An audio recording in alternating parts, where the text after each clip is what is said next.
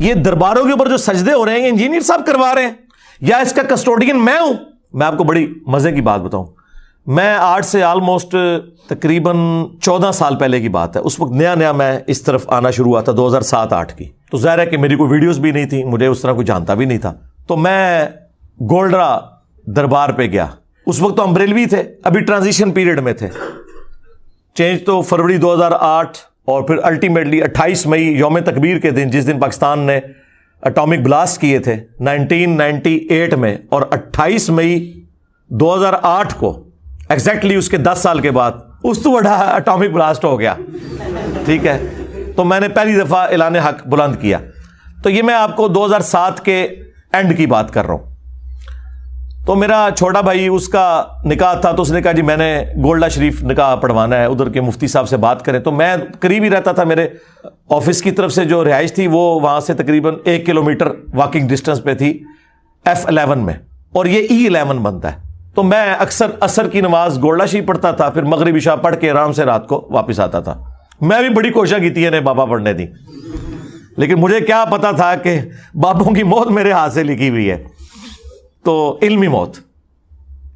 تو وہاں جو مفتی صاحب تھے نا، میں نے ان سے ریکویسٹ کی کہ یہاں پہ عورتیں آ کے مزار پہ سب کچھ کرتی ہیں، اور خود اعلیٰ حضرت نے بھی اس کو کنڈیم کیا ہے، اور آپ لوگ بھی مانتے ہیں کہ عورتیں، اور وہاں لکھ کے بھی لگایا ہے انہوں نے کہ عورتیں مزار پہ نہیں آ سکتی، لیکن تھوک کے حساب سے عورتیں آتی ہیں، اور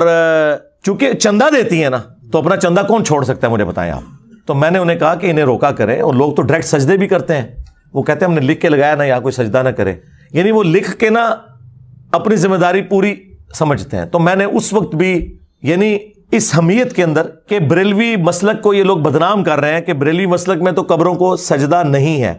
عورتیں مزار پہ نہیں جا سکتی، یہ بریلوی مسلک کی بات کر رہا ہوں، تو یہ لوگ بدنامی کر رہے ہیں اور وہابیوں کو موقع دے رہے ہیں کہ ہمارے خلاف بولیں۔ تو میں نے انہیں کہا کہ حضرت یہ کام تو آپ نہ کریں، آپ لوگوں کا کام ہے کہ انہیں زبردستی روکیں۔ انہوں نے کہا زبردستی تو ہم نہیں روک سکتے، اس طرح کسی کو لکھ کے لگا دیا تو کافی ہے۔ اس ٹائم بھی میرا دماغ دیکھو کتنا چلتا سی۔ میں کہا مفتی صاحب مجھے یہ بتائیں، اگر کوئی شخص یہاں مزار پہ کھڑا ہو کر صاحب مزار کو گالیاں دینا شروع کر دے ننگی، پیر میل شاہ صاحب کو، تو پھر آپ یہاں یہ لکھ کے لگائیں گے کہ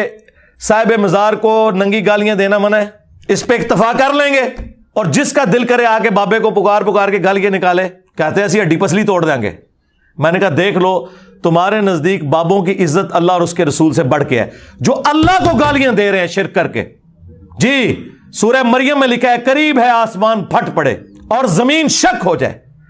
اور پہاڑ ریزہ ریزہ ہو جائے، ان دعوا للرحمن ولدا، کہ انہوں نے رحمان کے لیے بیٹا تجویز کیا۔ یہ بھی ایک شرک کی فارم ہے نا، یعنی شرک اتنا بڑا جرم ہے کہ اگر زمین و آسمان کے احساسات ہوتے نا وہ پھٹ پڑتے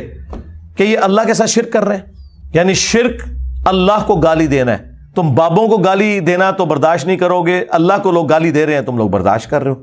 خیر وہ لاجواب ہو گئے اس معاملے میں، پتہ نہیں شاید میرے یہ جملے کو اللہ کی بارگاہ میں ایسے مقبول ہوئے ہیں کہ اللہ تعالیٰ نے ان کی جتنی چولیں ہل رہی تھیں، ان کی منجی کی چارپائی کی چولیں جو ہل رہی تھیں، وہ میرے سے ہی ٹھکوائیں کہ الحمدللہ اب چوں چوں آنا بند ہو گئی ہے۔ وہ اب جو چوں چوں آ رہی ہے نا، وہ ان کی چیخیں ہیں کہ ہمارے ساتھ ہوا کیا ہے۔ تو میں آپ کو بتا دوں کہ ان کی حمیت اپنے بزرگوں کے لیے، اللہ رسول کے لیے کوئی حمیت نہیں ہے۔